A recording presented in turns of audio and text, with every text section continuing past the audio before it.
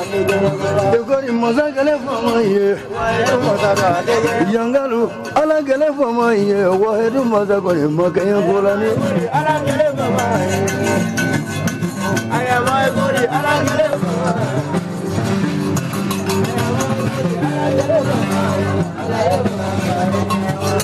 Mazagale famaye, yangalu alagale famaye. Duguna meru, duguna meru. Yogori mazagale famaye, yogori alagale famaye, alaye mazamia te desala kolani. Saya kone malavendo. Alagale famaye, alaye famaye.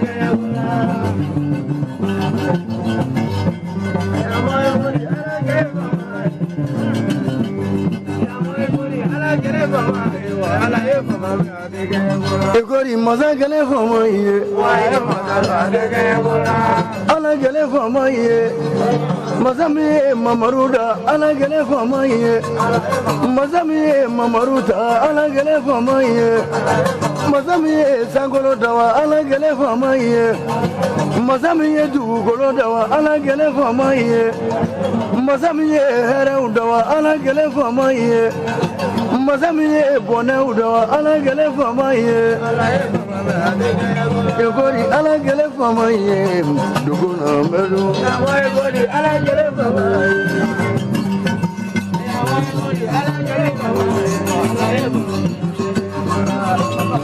kure kunya ngone ange muri ngone nyeklenge kashe boro basegere dugu klatoro chadu ya to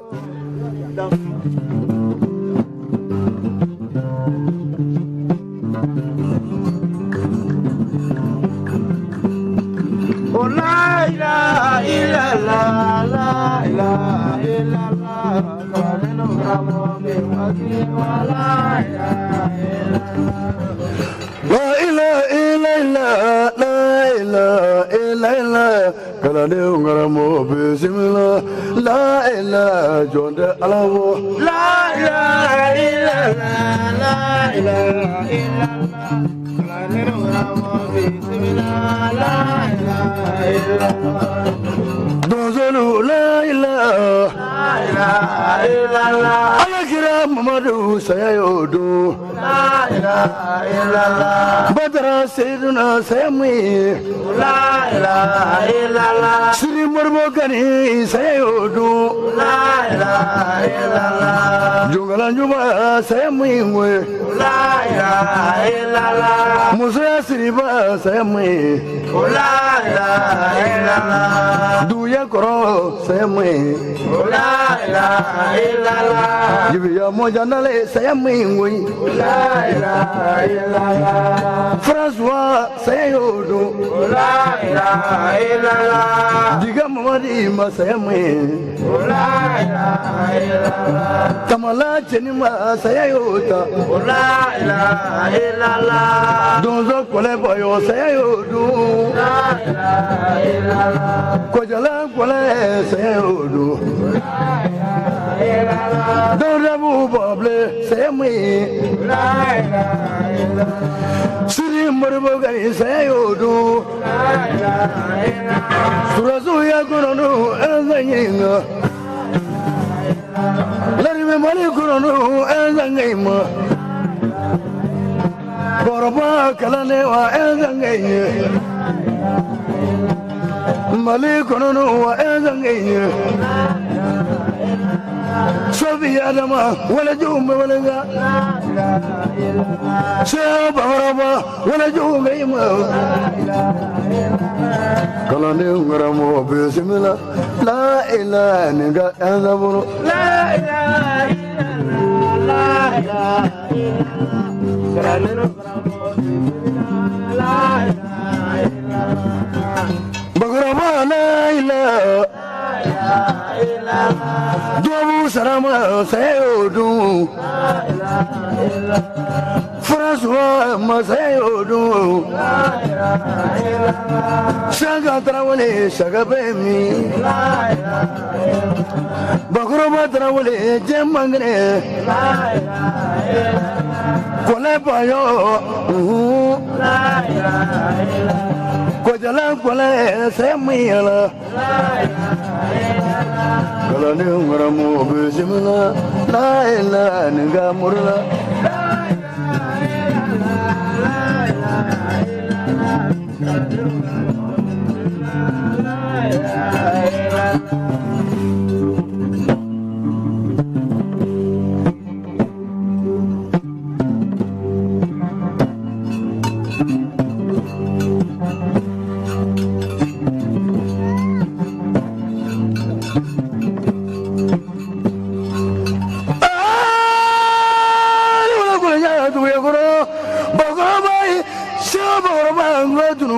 Shogo e Allah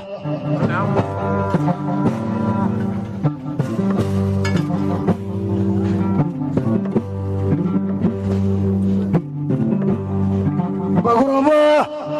me ya dondo me ko saya ngaju na oroberi dale ka bo kenadu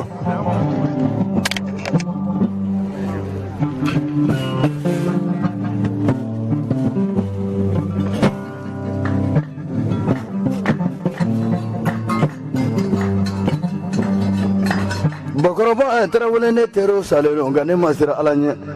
ne bange ba chama sale ngane masira alanye dozo chama sale ngane masira alanye ne janyon chama ndole masira alanye surazi chama sale ne chama masira alanye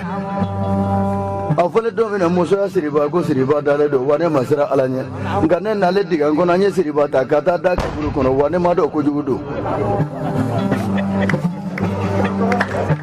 aye kama mangana ngai sawalinye dugukla le mulo siriba blazra lo navana ne mazra alanya ne mado kunye kujuga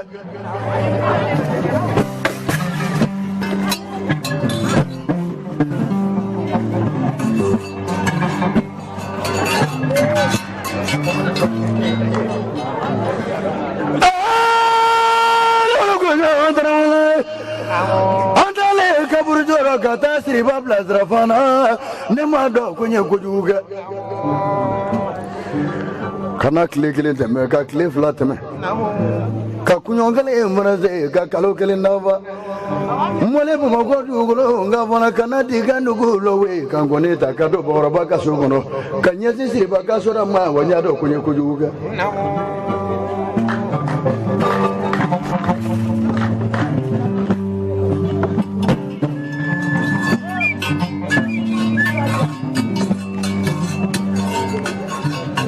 Bakoroba Trawale ne done digango lomina kado Trawale kablo nala kangonita kanyese siriba shioroma kuma segera ne mai siriba fongoni indale je anzabolo muso uyaga kajiye nyeji sumale odona nyado mai konye kujuga seno kujudo genala digambaro sumale ay mamanda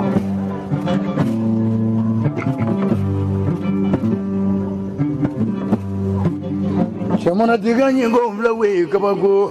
kadonzo de no jefana nemri François la mola wa nemri Mamadila gele nemri Trawala shagala mola ni borba teru laje kamala cheni memi jibiaka ya moja tunune chenge borogenyo njama yeje do boroba ekale shewe okale meje lo ala bolone nondai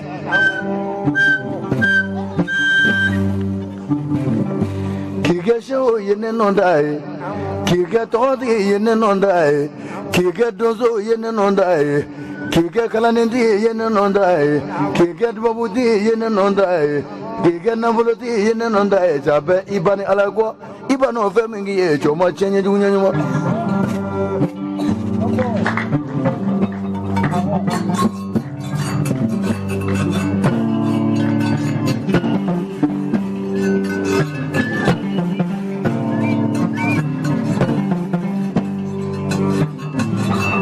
somale na fala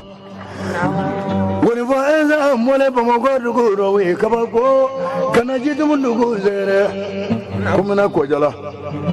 kana gitoro bla kasra para kasra bableni mene kateme da farala kata teme ka farala bala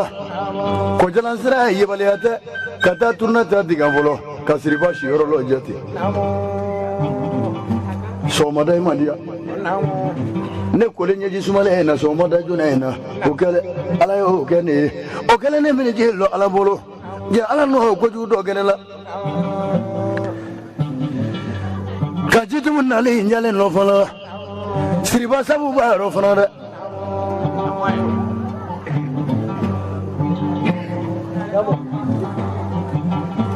bakoro matara we yini ju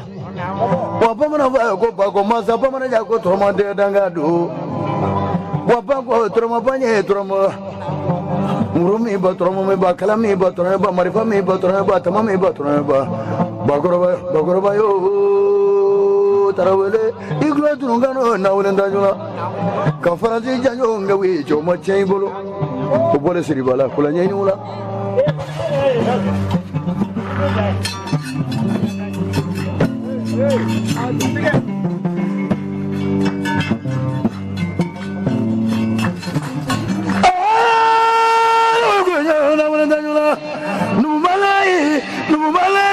Numalai, go away, so.